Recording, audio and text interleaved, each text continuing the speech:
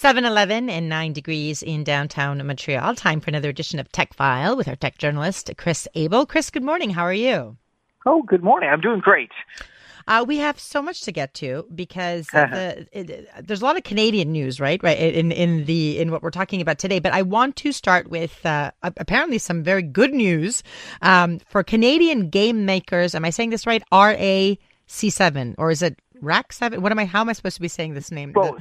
Okay. Both works fine. Yeah, but it's spelled RAC7, and I'm sure they say RAC7 when they're talking to people. Yeah. So who are they? And I think they just hit payday. Right. So these are our two people, Jesse Ringrose and Jason Enos. They got together and they decided to make a video game for the iPhone called Sneaky Sasquatch. This was back in 2019. It's been a massive hit for them in terms of very popular on the Apple Arcade, which is Apple's subscription service. You pay $9 a month, you get to play all these, cool games on the profile.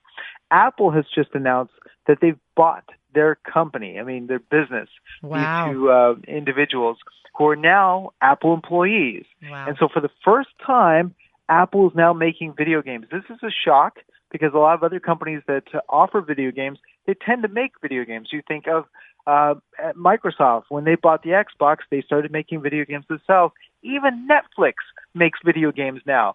So it's a bit of a shock that all these decades, Apple hasn't done that, but they are now, thanks to buying these two Apple game makers. So is this investment, Chris, do you see this investment as really the start of a new chapter for them? For the company, it sounds like it is. For Apple, for Apple in particular, they're going to be doing more of this, you think? We're not sure about that yet. So Apple has not indicated that they're looking to purchase other game companies. Instead, what they're saying is this was a case that here's this little company. It's been 5 years. They haven't come out with another game. I think Apple's sort of saying, look, we realize the best thing is that if we buy their company, we can give them the resources they need to continue on, to come up with their next video game. Part of it is because Sneaky Sasquatch is only available through Apple Arcade. Okay. You can't just buy the game. You have to subscribe. That means for them to make money, they have to make a new game, but also they have to support the old game. And so when you just got two people, that's hard. Sneaky Sasquatch. I'll have to check that one out. Okay, this is great, this next story. Canadian smart glasses, you say, are solving vision loss. Yes, this is astonishing. I love this story. So this is from the University of Alberta. One of the issues is that someone who's had a stroke or has suffered a brain injury, they may lose a section of their field of vision. They wake up and suddenly they can only see out of one half of what they normally would see.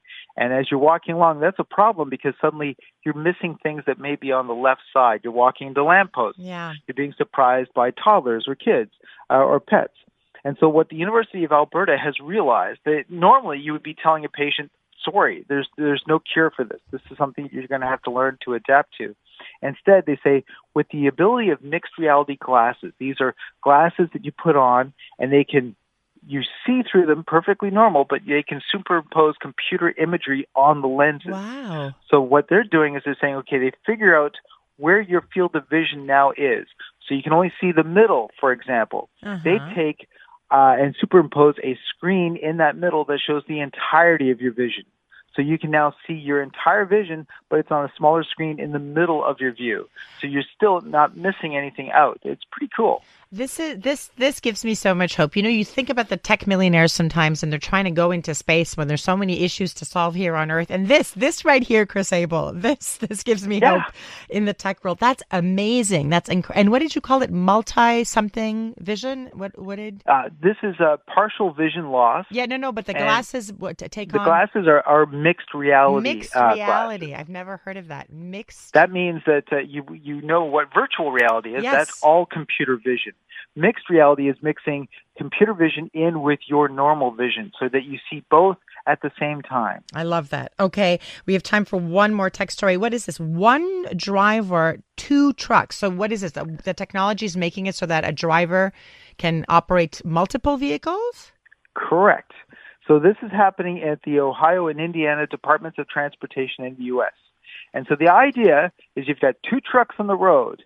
The first truck has a human driver that's making all the decisions, speed up, slow down, turn left, turn right. The second truck, which is following just 30 meters behind, is a semi-autonomous or fully autonomous computer-driven truck. And all it does, it just follows the first truck and matches every movement. So it watches, and when the first truck slows, it slows. When it speeds up, it speeds up. When it turns left, it turns left. When it turns right, it turns right. And so the idea is that this is for freight companies. You can have one driver that's in one truck, but leading two trucks full of freight to the destination. And it's not just that you're saving money in terms of having to pay two drivers. It's just that the second truck, because it's now driving in the wake of the first truck, is saving 10% of the fuel. You know, I understand that as a concept, this is great. I mean, not great for the truck drivers, but I grew up watching Final Destination. And for me, Chris Abel, I will say that I needed to feel a little bit safer for me. Listen, Chris, remind everyone where they can find you. You can find me on my socials at Real Chris Abel, KrisAbel, and find everything at my website, chrisabel.com. Chris, it's always a pleasure. Have a fantastic Sunday. Thanks, you too. Yay.